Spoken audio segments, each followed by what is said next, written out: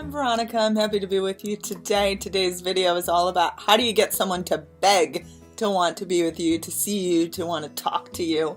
If you have a specific person in mind, maybe it's an ex, maybe it's a crush, maybe it's someone you've never met, you want them to beg to want to be with you. You want them to be putty in your hands. You want them to say and do the things in your dreams. And how do you achieve this? Through using the conscious use of the law of attraction. You're always using the law of attraction. You're always manifesting the things that you're focusing on the most. So if you want to start having the law of attraction work for you, then you want to start focusing more on what you love in a daydream-like way and allow yourself to step out of your own way so that the universe can deliver.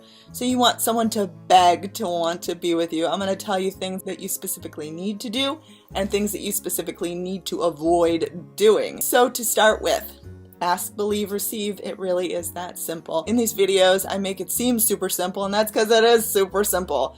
And we complicate things a lot. Like I said, maybe on a subconscious level, we complicate it because that way the goal will be that much more sweeter. When something's just handed to us, we tend to not appreciate it or value it as much. So you want this specific person to beg to want to be with you, not just want to be with you, but beg and earn you and really fight for you. Like, it feels wonderful to have someone pursue you in that way that you truly desire. So you're going to want to ask.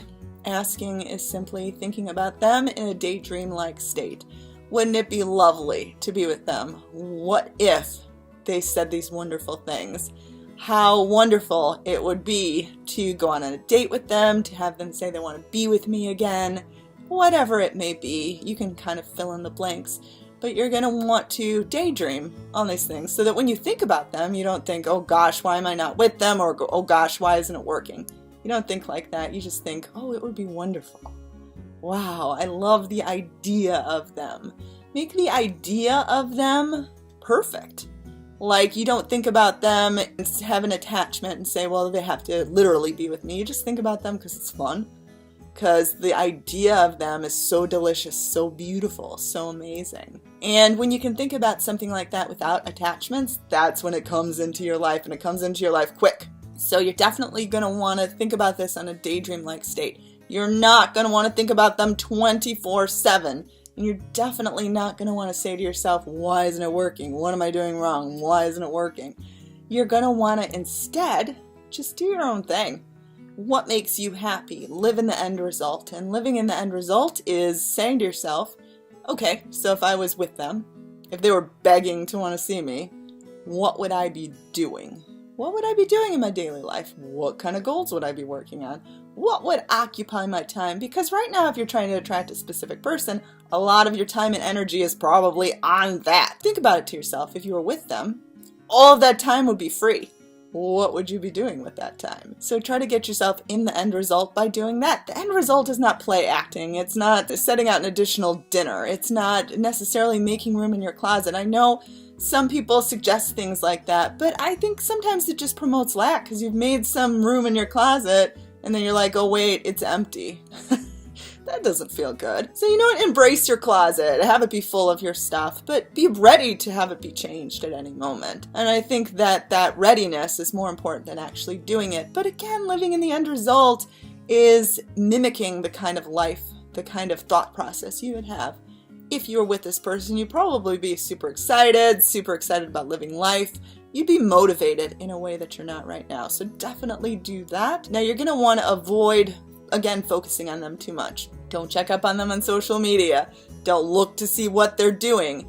I know a lot of times you check up on them because you want to feel closer to them. But honestly, just refrain from doing that because, again, you're trying to live in the end result. If you were in the end result, you would not be stalking them on social media. And that isn't a very nice thing to do anyway. You know, you don't want to end up being with this person and then have this guilt in mind. Oh my gosh, I was stalking you for all these hours. So just don't do it. You never hear a success story where someone says, I ended up with this person and I spent countless hours stalking them on social media.